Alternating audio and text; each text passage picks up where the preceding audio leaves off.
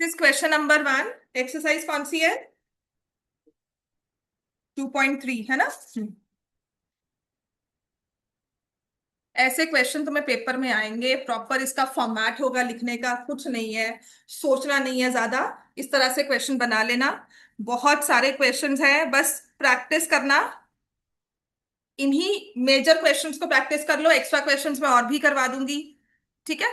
तो ये हमारे पास आ गया 500 प्लस 150 n।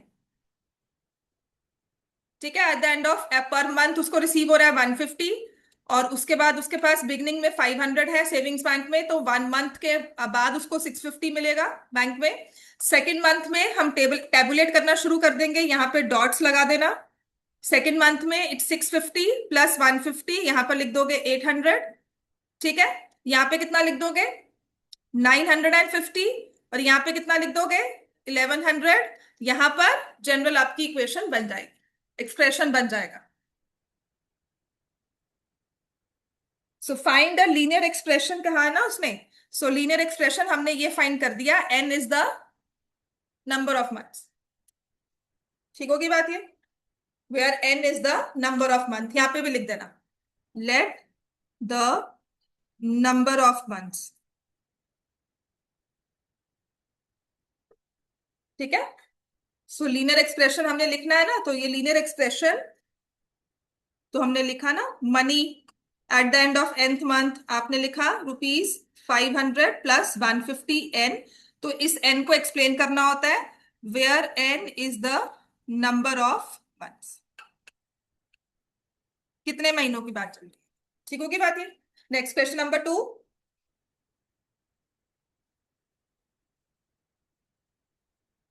करवाऊं आप?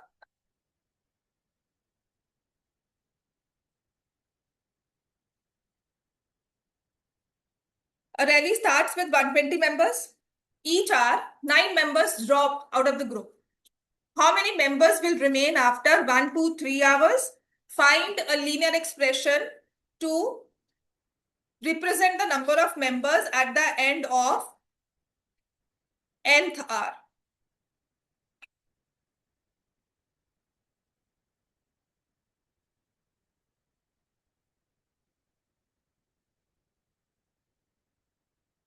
चलो ये क्वेश्चन हमारे पास आ गया, second question from NCERT book, exercise 2.3।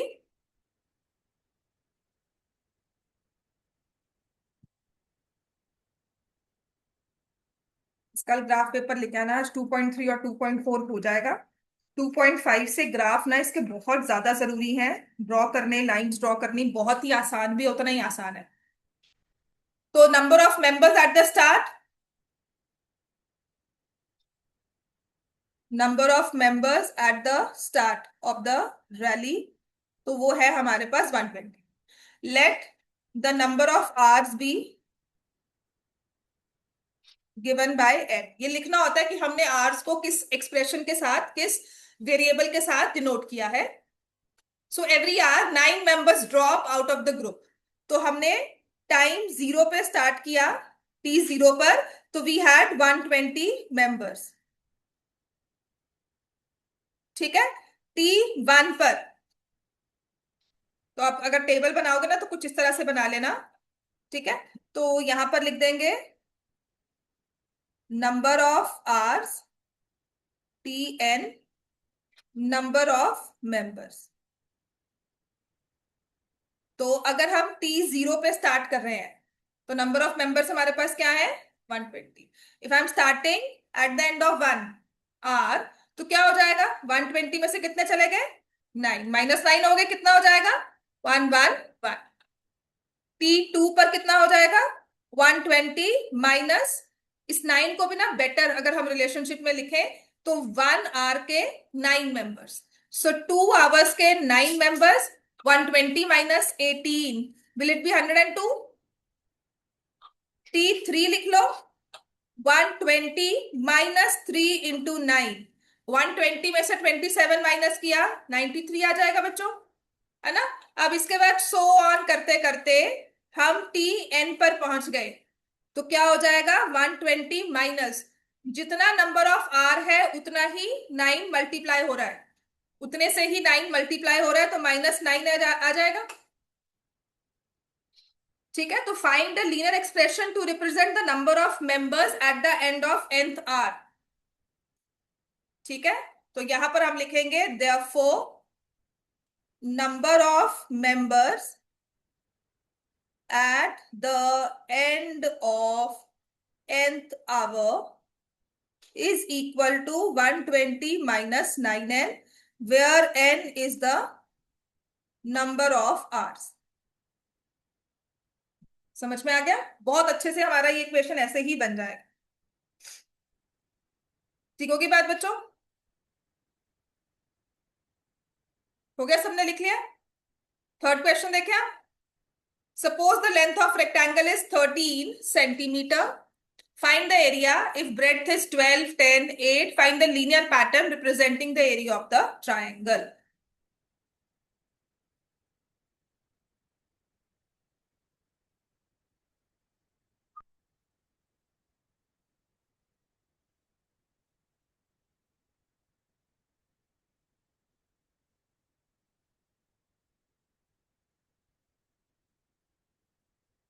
तो हमें तो लेंथ दी हुई है, हमने कहा ठीक है भाई, लेंथ ऑफ रेक्टेंगल क्या है?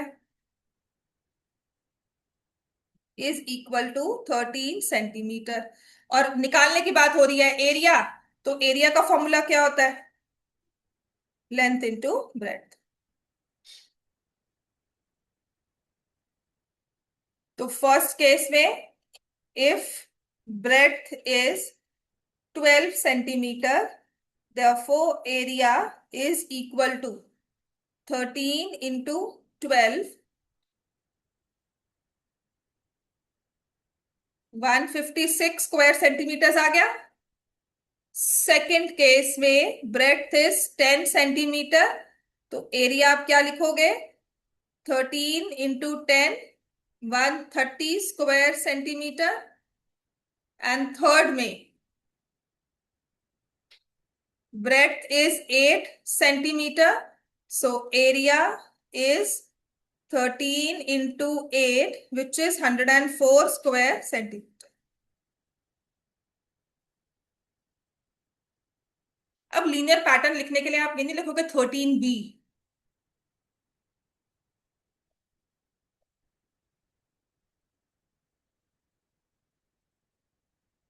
हर बार एरिया ना 26 कम हो रहा है ना, एरिया को शो करना है, हर बार एरिया 26 कम हो रहा है। और ब्रेड कितनी कम हो रही है? 200। ठीक है ना? तो लीनियर पैटर्न हम क्या लिखेंगे इसमें? Therefore area is equal to 13 किससे मल्टीप्लाई हो रहा है? जितनी ब्रेड्थ है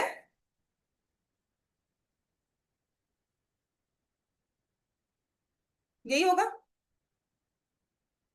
या तो आप लिखोगे area is equal to 13b square centimetre, let the breadth where b is the breadth. उसने कहा है कि नहीं, यहां पर representing the area of rectangle के केस में ना हमें ब्रेड्थ को, मतलब कुछ भी, हमें ब्रेड्थ की डायमेंशंस दी हुई है ना, और उसके हिसाब से हमें लीनियर पैटर्न बनाना है। तो ब्रेड तो कुछ भी हो सकती थी, अब ये जो पैटर्न बन रहा है तो -2 का बन रहा है कि हमने ब्रेड को 2 से इंक्रीज किया, डिक्रीज किया, तो जो एरिया है वो 26 से डिक्रीज हो गया। बात समझ में आ गई? हमने ब्रेड को दो दो से एक डिक्रीज किया है, तो एरिया जो है वो 26 से डिक्रीज हो रहा है। ठीक है ना? तो या तो मैं पैटर्न ये बनाऊं यहां पर कि जितना भी 13b है -13 into 2, 13b -26 हो जाएगा। या फिर डायरेक्टली एरिया का पैटर्न दूं, दिस इज 13 into b। क्या होगा? लीनियर पैटर्न ही दिखा रहे हैं, तो ये भी लीनियर है, ये भी लीनियर है। ज्यादा अच्छा क्या रहेगा?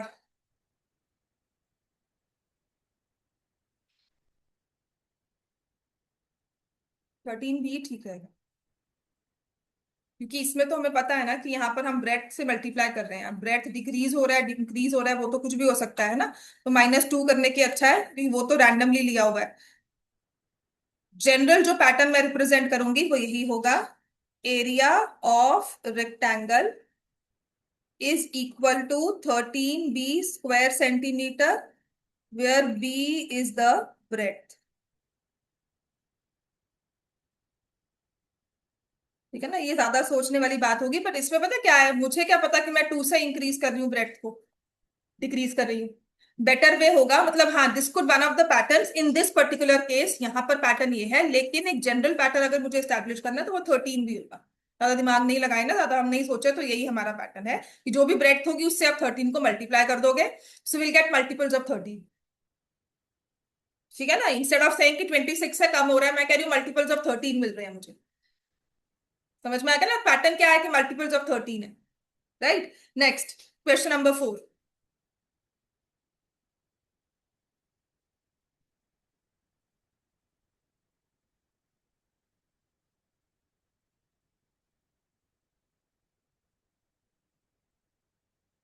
सबसे अच्छा क्वेश्चन तुमने किया हुआ है 8th में मेंसुरेशन में question.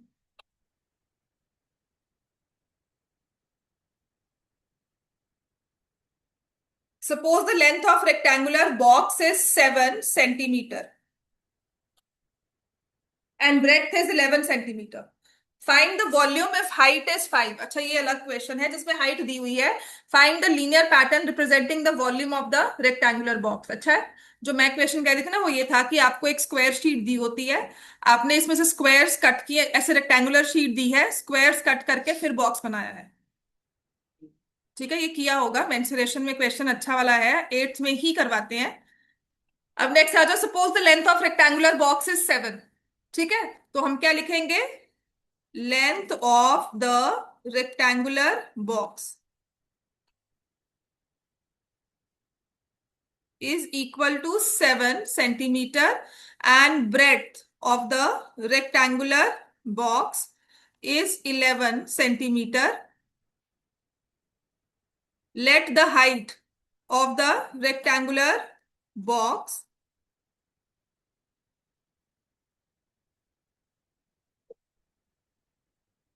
is equal to 8 centimeter. Volume is length into breadth into height cubic centimeter. Length आपके पास क्या है, 7, 11 और फिर हाइट हो जाएगा 77 H क्यूबिक सेंटीमीटर। तो लीनियर पैटर्न तो हमने निकाल ही लिया है। ठीक है, तो फर्स्ट केस में वॉल्यूम, ठीक है, हाइट कितनी दी हुई है, 5 सेंटीमीटर।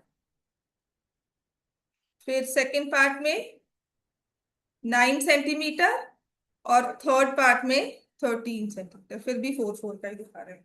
ठीक है, सो यहां पर हम वॉल्यूम क्या निकालेंगे, 7 into 11 into 5 क्यूबिक सेंटीमीटर जरूर लिख देना। हाँ, 7 into 11 into 9 क्यूबिक सेंटीमीटर जरूर लिख देना। 7 into 11 into 13 क्यूबिक सेंटीमीटर लिख देना, और लीनियर पैटर्न होगा ये। लेंथ ब्रेड्थ फिक्स कर दी है और हाइट को हम वेरिएबल ले रहे हैं। ठीक है, तो दिस इज 385 मल्टीप्लाई कर लिया आयुष, यहाँ पे वॉल्यूम क्या है,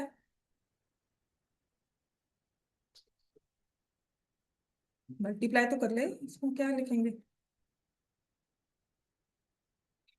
यहाँ मल्टीप्लाई करो,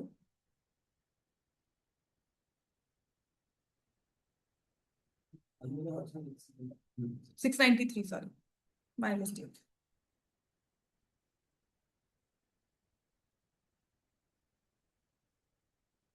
15 इसमें, हाँ ठीक है, 1000, 1000 आ जाएगा। हाँ, हाँ, ठीक है।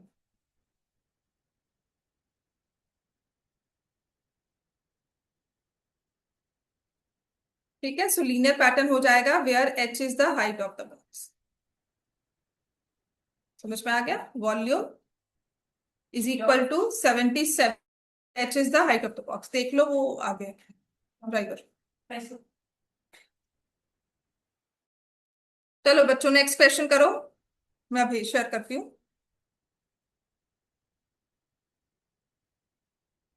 Question number 5।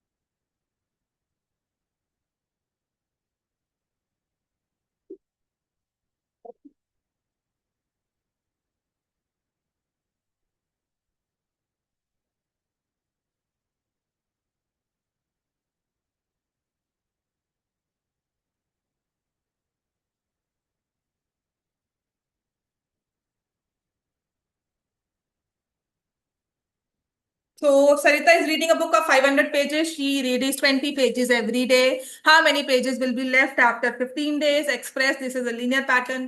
तो अब इसको तो कुछ ज्यादा करने की जरूरत नहीं है. तो नंबर ऑफ पेजेस है 500. She reads left after 1 day -20 कर दोगे 480. लेफ्ट आफ्टर 2 days 500 -20 इंटू 2 कर दोगे 460. तो ऐसे करते करते how many pages left after 15 days? तो 500 -20 इंटू 15 विच इज 200. तो लीनियर पैटर्न क्या होगा इसमें? 500 -20 एन, ठीक है ना, pages left where N is the number of days, या pages left after N days. Pages left after N days of reading will be 500 -20 N. समझ में आ गया? अब ना यही उसने एक पैटर्न, अब आपको एक चीज समझाने के लिए ना, दे taking the concept of linear growth and linear decline. बहुत जरूरी चीज है जिसको समझना, क्योंकि इससे हम ग्राफ्स भी ड्रॉ करेंगे कि ग्रोथ कब होती है, डिक्लाइन क्या होती है, और इसी चीज से इंटरकनेक्टेड हमारा टॉपिक आएगा slope. Right, another very important topic which is slope. तो उसने कहा है कि लीनियर एक्सप्रेशंस ना, ये जो सारे होते हैं, हम रियल लाइफ आप देख चुके हो, हमने काफी सारे ऐसे मॉडल्स हैं जहां पर इसे एक्सप्लेन किया, इसको लगाया एंड वी फॉर्म्ड इक्वेशंस या एक्सप्रेशंस या रिलेशनशिप्स. ठीक है. तो एग्जांपल 9 में अब कभी कभी क्या होता है कि जैसे अब आप हर केसेस में जैसे देखोगे, यहां पर हम लेंथ को ब्रेड्थ को कम करते जा रहे थे तो एरिया कम हो रहा था. राइट, यहाँ पे हर दिन मेंबर ड्रॉप आउट कर रहे थे तो हर बार हर दिन के मेंबर्स कम होते जा रहे थे. ठीक है. और यहाँ पर हाइट को आप बढ़ा रहे हो तो उस हिसाब से वॉल्यूम बढ़ता जा रहा है. तो कभी कभी ये पैटर्न डिक्लाइन में जाते हैं, कभी कभी ये पैटर्न बढ़ में ग्रोथ में जा रहे हैं. तो इसी में हम, क्योंकि अब ये लीनियर पैटर्न्स हैं, सो दैट्स व्हाई आई से it is either linear growth और लीनियर डिक्लाइन. मतलब हर सब्सिक्वेंट नंबर कम होता जा रहा है तो डिक्लाइन है, हर सब्सिक्वेंट नंबर बढ़ता जा रहा है तो वो ग्रोथ है. ठीक है. पॉकेट मनी के केस में क्या हो रहा था? पैसे बढ़ रहे थे, लेकिन अब पेजेस पढ़ रही है, हर दिन पेजेस का बढ़ती जा रही है, तो बुक के पेजेस जो लेफ्ट हैं वो कम होते जा रहे हैं. समझ में आ गई बाकी? हम ईयर्स जैसे मंथ ऑफ द ईयर जब पास कर रहे हैं या days of the year count कर रहे हैं, तो हर दिन हमारा ईयर जो है वो एंड की तरफ क्लोजर आ रहा है. ठीक है ना. तो अगर उस पॉइंट ऑफ व्यू से देखें तो हम लोग डिक्लाइन में जा रहे हैं. बात समझ में आ गई? तो यहां पर उसने लिखा है cost of a journey is given by linear function. तो एक ना कॉस्ट ऑफ द जर्नी है, वो लीनियर फंक्शन दिया हुआ है कि 100 रुपीज तो तुम्हें जो कार तुमने बुलाई है उसका रेंटल देना ही होगा. उसके बाद जितना डिस्टेंस तुम जाते हो उसके हिसाब से 60 रुपीज तुम्हें देना है. तो मान लो ऐसे फंक्शन बन गया ये. समझ में आ गया? लीनियर फंक्शन क्या हुआ कि हमने एक सिस्टम में ना ये इक्वेशन डाल दी. अब ये इक्वेशन बनी कैसे होगी? याद करो, जैसे हमने ऑटो फेयर लिया था या डिस्टेंस ट्रैवल निकाल रहे थे कि 100 रुपए तो तुम्हारे टैक्सी चार्जेस हैं, वो ड्राइवर आ रहा है उसके चार्जेस हैं, वो कार की जो वियर एंड टीयर हो रही है, पेट्रोल लग रहा है, उन सबको मिलाकर हमने कहा 100 रुपए फिक्स चार्जेस है, वो तो लगेंगे ही लगेंगे. और जितना डिस्टेंस ट्रैवल कर रहे हो उसके हिसाब से 60 हो जाएगा. कार की मेंटेनेंस प्लस ड्राइवर के हिसाब से, या ड्राइवर भी नहीं आ रहा तो कार की वेयर टीयर के हिसाब से 100 रुपीज देना होगा. ठीक है ना. और उसके बाद हर डिस्टेंस ट्रैवल करने के लिए आपको 60 पर किलोमीटर देना है. तो वो 60 D हो गया. C indicates the total cost in rupees and D is the distance travelled in kilometres. So let us make a table for the varying values from 0 to 10. तो 0 पे 100 चार्जेस हैं. समझ में आ गया ना कैसे 100 होगा? आपने सिर्फ कुछ डिस्टेंस निकाल बुलाई वापस कर दी. ठीक है. तो आपने 100 दिया. अगर आप 1 किलोमीटर ट्रैवल कर रहे हो कि सिर्फ यहां तक जाना है उसके बाद मैं छोड़ दूंगा, तो आपको 160 पे करना होगा. ठीक है. और अगर 2 किलोमीटर जा रहे हो तो यहां पर इंटू 2 लगाओगे, 120 प्लस 100 220 हो जाएगा. तो ये सो ऑन करते हुए आपने नंबर 5 नंबर 6 नंबर 7 तक करवा लिया. तो आप कह रहे हो कि जितना डिस्टेंस ट्रैवल करते रहेंगे उतना ही कॉस्ट बढ़ता जाएगा. So this is the case of linear growth. अब ये नहीं कि कॉस्ट ग्रो कर रही है तो हम तो नुकसान में है, वो चीज नहीं होती है. कि ओवरऑल दिस पैटर्न जो हम ऑब्जर्व कर रहे हैं कि अगर कोई कहेगा कि मैं तो 5 किलोमीटर चल रहा हूं, कोई कहेगा 8 किलोमीटर चलकर आया हूं, तो जो 8 चलकर आया है उसकी कॉस्ट ज्यादा होगी एज कंपेयर टू 5. तो that is what is meant by growth, कि जितने ज्यादा चलेंगे उतना ज्यादा कॉस्ट बढ़ता जाएगा. That is what is meant by growth. बात समझ में आ गया? अब ऐसे ही एक और चीज है, तो यहाँ पर उसने लिखा है what is the cost for travelling 15 kilometres, walk कर सकते हो, इतना हमने किया ही है, and cost of the journey 700 से, ये वो भी हमने किया। अब इसके बाद आ जाओ, अब कह रहे height of the water in the cylindrical tank is 3 metre at the start of the summer. एक सिलेंड्रिकल टैंक है, उसमें स्टार्ट ऑफ द समर में उसमें हाइट जो है वो 3 मीटर है। ठीक है। अब हर महीने कुछ ना कुछ आप पानी यूज करते जा रहे हो उस टैंक से, तो height eight the end of T months is given by this function. 3 में से हर मंथली यूसेज हमने माइनस करती रहे। अब एडिशन कितनी हो रही है वो आप काउंट नहीं कर रहे, हमारा मंथली यूसेज माइनस कर रहे हैं। समझ में आ गई बात ये? तो अब अगर आप 1 मंथ का चेक करोगे तो 0 मंथ में तो 3 था, 1 मंथ के एंड में 0.5 माइनस 2.5, 2 के एंड में 2, 3 के 1.5। समझ में आ गया ना?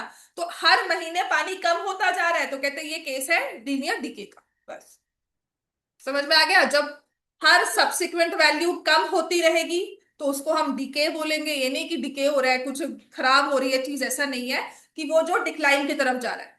ठीक है, तो इसको हम डाउनवर्ड स्लोपिंग बोल सकते हैं, इट मींस गोइंग डाउनवर्ड्स।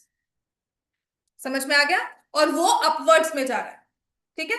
अब इसके बाद देखो थिंक रिफ्लेक्ट में क्या है कि eight the end of 5 months क्या है। सो अब ये अंडरलाइन कर सकते हो, इसको हाईलाइट कर सकते हो। Linear growth describes a linear pattern, quantity increases by a constant amount over intervals. Linear decay describes a linear pattern where quantity decreases by a constant amount over equal intervals. समझ में आ गई बात? ये इसको अंडरलाइन कर लो।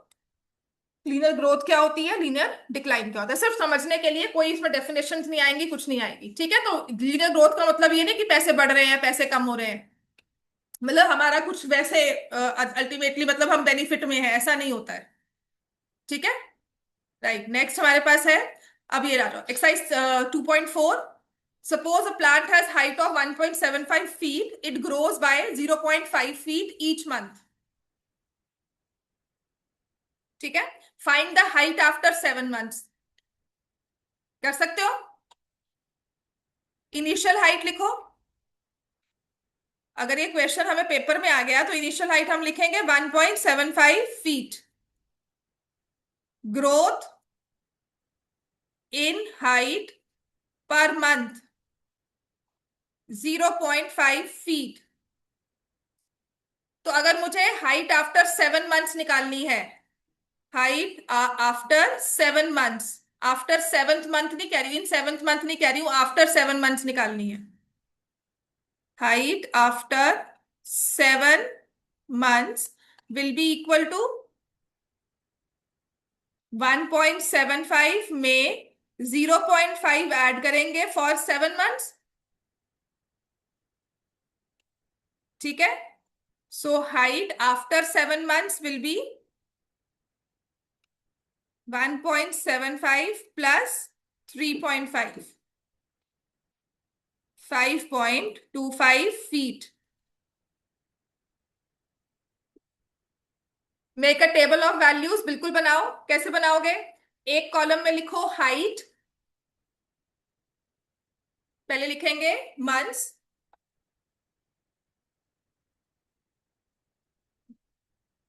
इसमें कैसे लिखा हुआ, मंथ टी हाइट एच। ठीक है, इसको हम लिखेंगे कुछ इस तरह से। वेट, ये मैं वही ले लूं।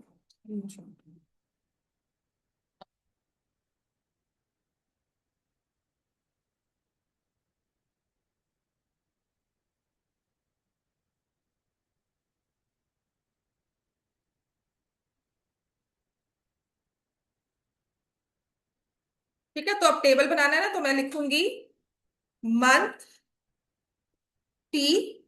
अब टेबल वो वर्टिकली बना रहा है या हॉरिजॉन्टली, वो आपके स्कूल में जैसे करवाया जाएगा। और मैं लिख रही हूँ height H. So month 0, initial height 1.75 feet. Month 1 1.75 feet plus 0.7 feet. Directly add भी कर सकते हो। कितना हो जाएगा बच्चों? 2.0.5। ओके, माय मिस्टेक बेटा। हाँ ठीक है, माय मिस्टेक। तो 0.5 था। ठीक है, तो यहां से मेरे पास आ जाएगा 2.25 feet.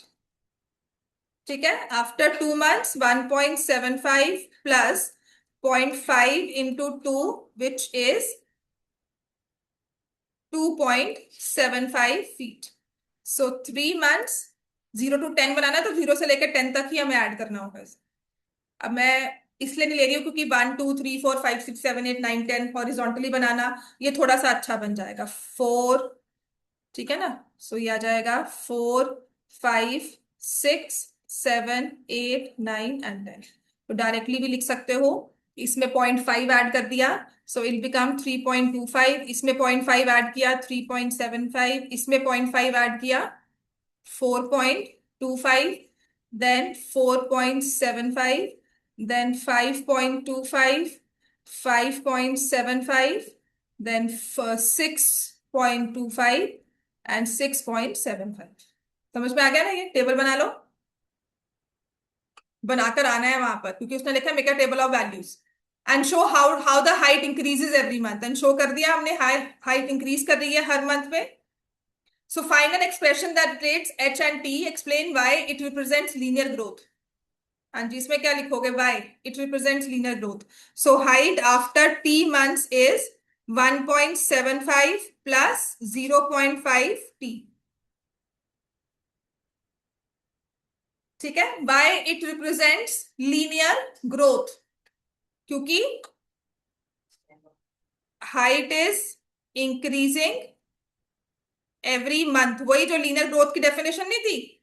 By a constant value। Linear होता है जब एक कांस्टेंट फिक्स्ड वैल्यू से हर बार डिक्री इंक्रीज करता है। You will observe these patterns कि जब लीनियर पैटर्न से इंक्रीज करता है। अदरवाइज पता क्या होता है, कभी कभी क्या हो कि पहले 1.75 है, फिर 0.5 से इंक्रीज किया, फिर 0.7 से इंक्रीज किया, 0.9 से इंक्रीज किया। वो कांस्टेंट नहीं है। समझ में आ गया? हर बार सेम अमाउंट से इंक्रीज नहीं कर रहा, यहाँ पर हर बार सेम अमाउंट से इंक्रीज कर रहा है। क्योंकि कुछ पैटर्न्स ऐसे भी होते हैं जहां पर मान लो पहले 1.75 था, अब इसमें आपने 0.5 ऐड किया, फिर कह रहे हो 0.7 ऐड करो, फिर कह रहे हो 0.9 ऐड करो, फिर कह रहे हो 0.11 ऐड करो, 1.1 ऐड करो, सॉरी। समझ में आ गई बात? 1.1 ऐड करो एंड सो ऑन। तो ये लीनियर ग्रोथ नहीं है। बात समझ में आ गई? ये pattern is not linear growth, this will not be linear decay as well. बात समझ में आ गई? तो यहां पर आप लिखोगे हाइट इंक्रीज कर रही है because every time it is increasing by a constant number. याद है ना आपकी, मैंने एनसीईआरटी में जो मैंने इसको अंडरलाइन करवाया था वो इसीलिए था। ठीक है ना? Quantity increases by a constant amount. ये सीख लिखनी बहुत जरूरी है। समझ में आ गया? नेक्स्ट चलो। A mobile phone is bought for rupees 10,000. Its value decreases by 800 every year. Find the value of phone after 3 years. Table of values varying from 0 to 8। फटाफट से बना लो। इसमें मेरे लिखवाने की क्या जरूरत पड़ गई? अब तो पेपर में ही आ जाएगा 2 नंबर का क्वेश्चन, सेम टू सेम। और वी और टी को रिलेट करो और explain why it represents linear DK.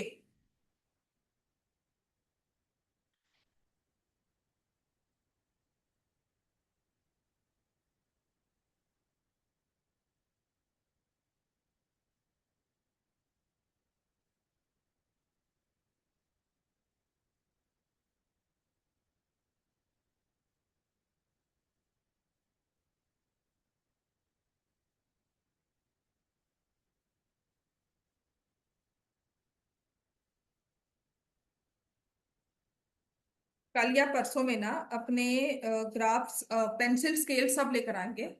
ठीक है? ग्राफ्स मैं यहाँ से प्रोवाइड कर दूंगी आपको जैसे मर्जी, पर आपने एक पेंसिल और स्केल लेकर आना है। पेपर लेकर आऊंगी। ग्राफ वाली बुकलेट भी लेकर आओगे ना तो वो भी अच्छा रहेगा, आपके पास प्रॉपर नोट्स रहेंगे। तो ग्राफ बुकलेट अपनी ले आना हमसे। ठीक है?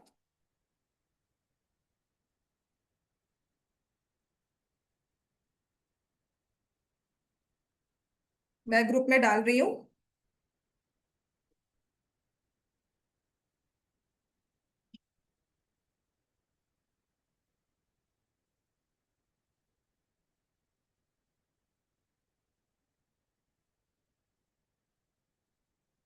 Pencil, scale, eraser.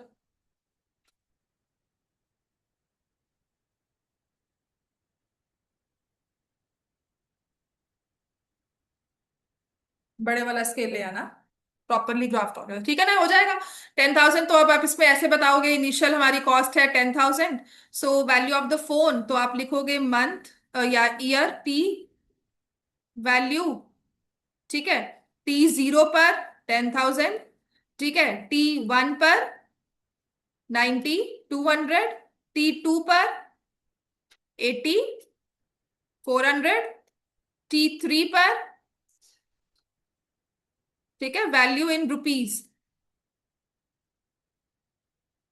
ठीक है। तो आपने value of the phone after 3 years निकाल ली, यहां पर तो आप लिखोगे 10,000 -800 -800 करके आपने जैसे भी करके यहां दिखा दी। इसके बाद आपको 4 5 6 7 8 9 7 8 तक दिखाना है, ठीक है, 6 देन 7 देन 8। तो फोर्थ पे कितना आ जाएगा, 800 माइनस करोगे तो 60, 800, फिर 6,000, या 6,000 फिफ्थ ईयर के लिए, सिक्स ईयर के लिए कितना हो जाएगा 50, 200, सेवन्थ ईयर में कितना होगा बच्चों 44, वेरी गुड, एट्थ ईयर में 3600, ठीक है ना।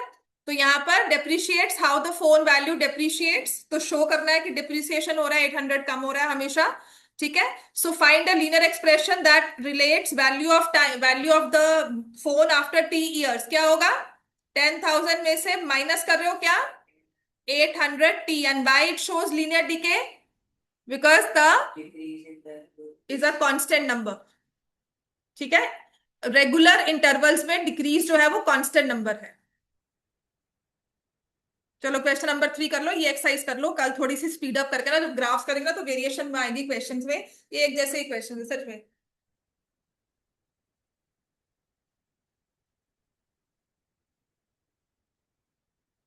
चलो, initial population of a village is 750, every year 50 people move from a nearby city to the village.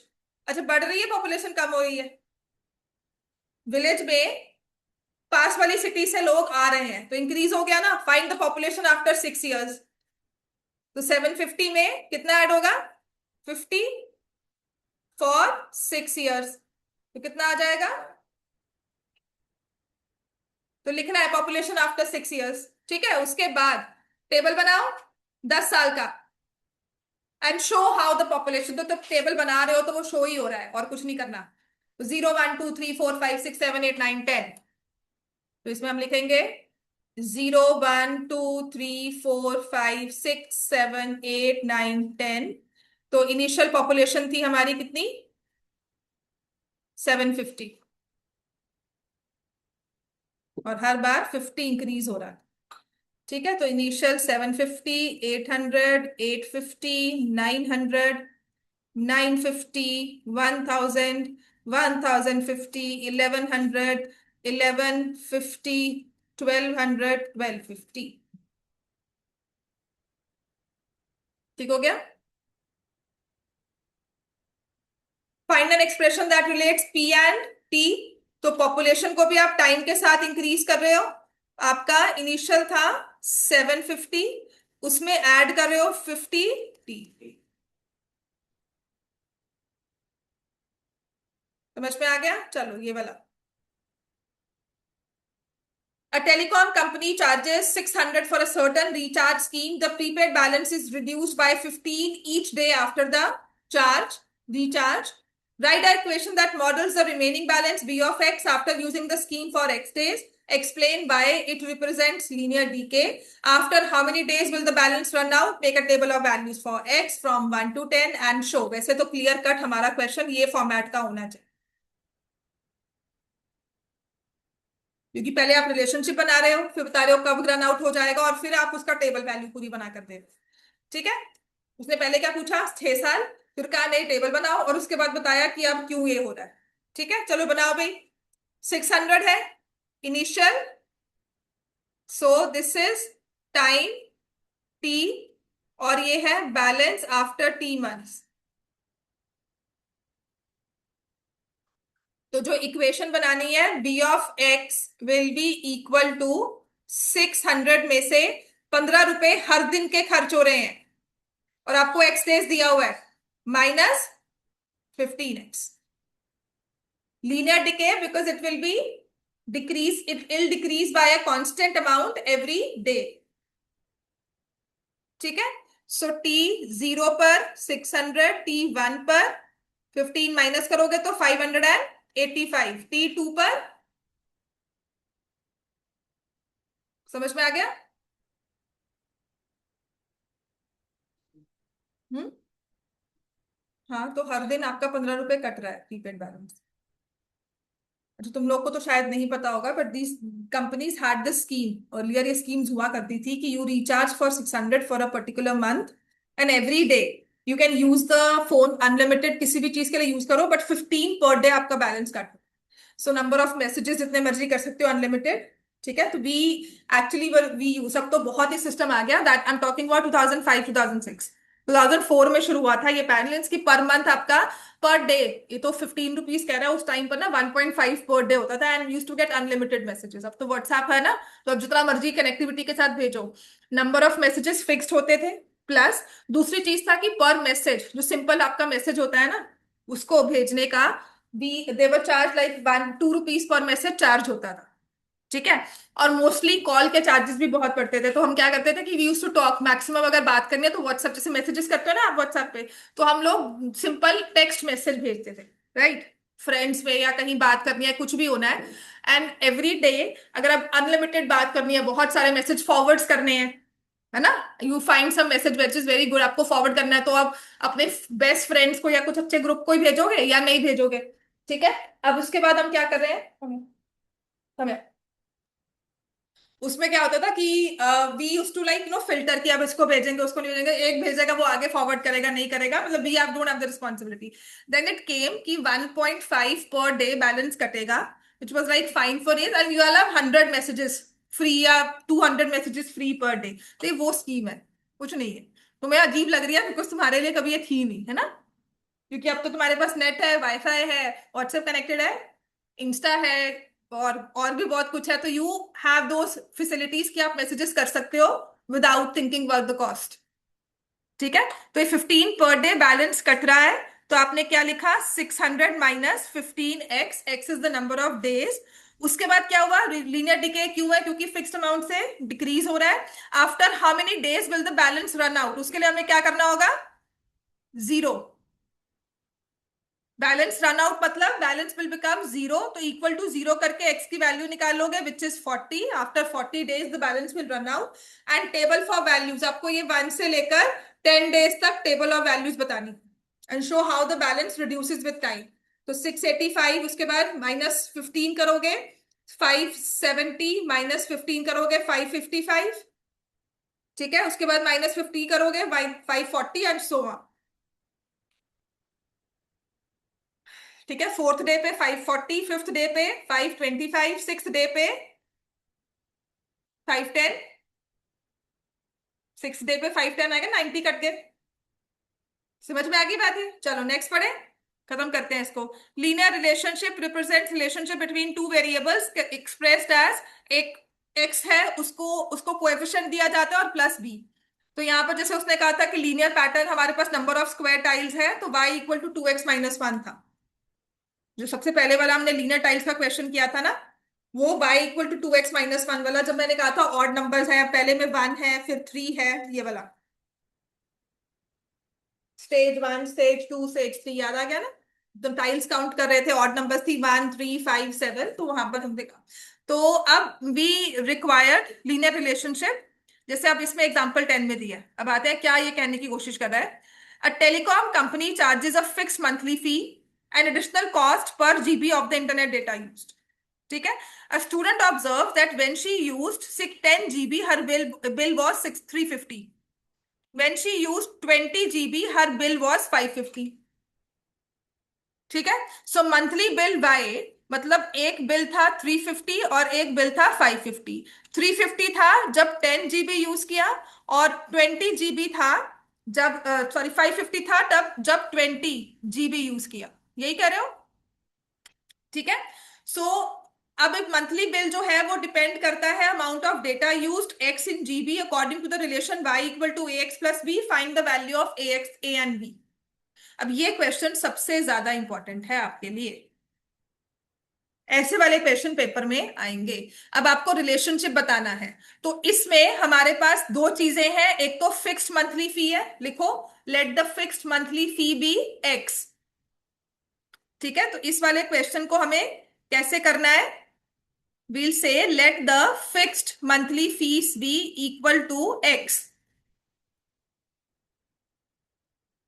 पहले वाले रिलेशनशिप्स में ना, पहले वाले क्वेश्चंस में अब तक जितना हमने किया था, हमारे लिए बहुत आसान था नोट डाउन करना। ठीक है, तो मैं इसको ले जाती हूँ ताकि प्रॉपर लिखवाऊं आपको। और ये क्वेश्चन पेपर में एक्सपेक्ट किया जा सकता है, बिल्कुल ऐसा ही आएगा, find the values of A N.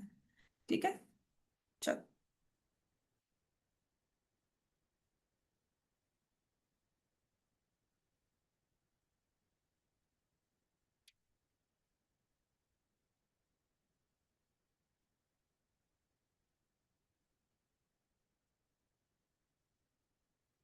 चलो अब लिखोगे, let the fixed monthly fee be, let the fixed monthly fee rupees X लिखोगे। Let the cost per GB rupees by लिखोगे। अब आप खुद ऑब्जर्व करो कि जब 10 GB यूज किया तो बिल बना 350। ये 350 रुपीज कैसे बना होगा उसने? इसकी इक्वेशन क्या होगी? मंथली चार्जेस जो फिक्स्ड है प्लस जीबी चार्जेस, पर जीबी चार्ज। कितना जीबी यूज किया उसने? 10। और 1 GB के लिए कितना पे करना है? वाई। तो 10 GB के लिए कितना पे किया होगा? 10 वाई। समझ में आ रहा है? और वो 10 वाई किस में ऐड होगा? एक्स में। तो ये एक्स प्लस 10 वाई बन जाएगा।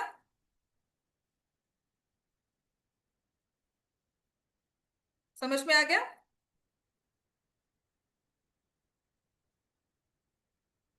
अच्छा, ये मंथली बिल वाई का था ना, तो यहां पर ऐसे मत लिखो। इसमें ना अकॉर्डिंगली बस वेरिएबल्स ले लो। कुछ नहीं है, बस इन्होंने आपको वेरिएबल स्पेसिफाई किए हुए हैं। तो मंथली बिल तो वाई है, ठीक है। और मंथली फीस जो है, that is when she according to relation y is equal to a x. तो ये है ए।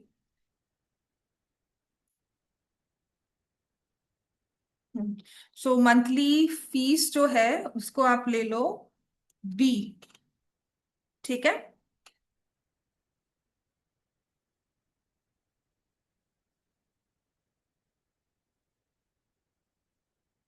और ये ए।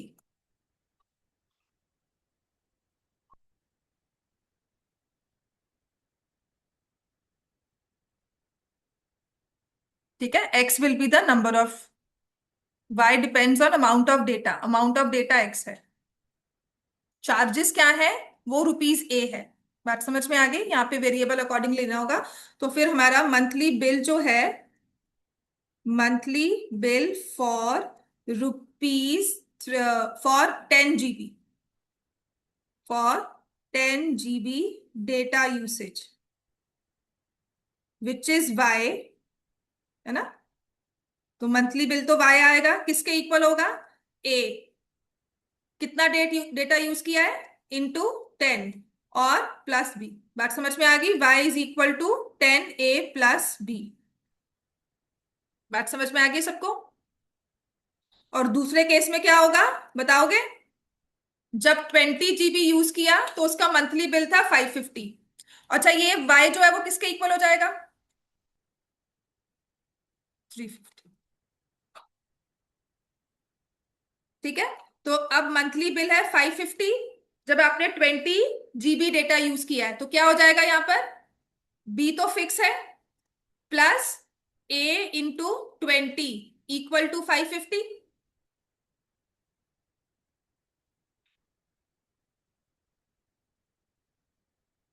अब ये दो इक्वेशंस को सॉल्व करना है। ठीक है, सो 20a+b इज 550, 10a+b इज 350। क्या करोगे अब?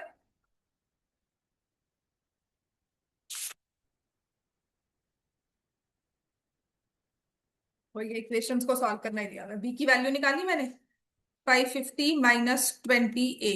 यहां से बी की वैल्यू निकाल लो, 350 माइनस 10a। दोनों को इक्वेट कर दो। कैसे? विल से 550 minus 20a is equal to 350 minus 10a। ठीक है, तो -20a plus 10a equal to 350 minus 550। ठीक होगी बात ये? तो ये आ जाएगा -10a इज इक्वल टू -200। तो ये माइनस माइनस कैंसल, और a की वैल्यू क्या आ जाएगी? 20। ठीक है, now put the value of a as 20। Put a equal to 20। तो b कितना आ जाएगा? 550 minus 20 into 20, which means b is equal to 550 minus 400। ठीक है ना? तो b की वैल्यू मेरे पास क्या आ गई? 150। अब हमारे पास बिल क्या हो जाएगा? Therefore y is equal to, क्या लिख रहे थे? b plus a x. y is equal to 150 plus 20x, या y is equal to 20x plus 150। ये क्वेश्चंस बहुत इंपॉर्टेंट हैं, पेपर में आएंगे, और यही क्वेश्चंस कल हमें करने हैं, प्लस आपका ग्राफ। तो 20 और 150 क्या रिप्रेजेंट करते हैं? 150 तो फिक्स्ड अमाउंट है, 20 पर मंथ चार्जेस जो है, that is the fixed amount जो हर बार इंक्रीज हो रहा है। समझ में आ गया? इसको कोएफिशिएंट्स भी बोल सकते हैं, इसको कांस्टेंट टर्म भी बोल सकते हैं। बात समझ में आ गई? 20 is the fixed constant value by which the number is increasing every month, या यहाँ पर जो भी आपको बताया हुआ है एवरी जीबी वाला जो चार्ज होता है, ठीक है ना, या कॉस्ट ऑफ द डेटा पर GB, and this is the fix charge. ठीक होगी बात ये? तो 150 क्या शो करता है? Fix charge. एंड 20 क्या शो कर रहा है? कॉस्ट ऑफ द डेटा पर जीबी। समझ में आ गई बात ये? काफी है इतना, चलो बाकी कल करेंगे। कल अपने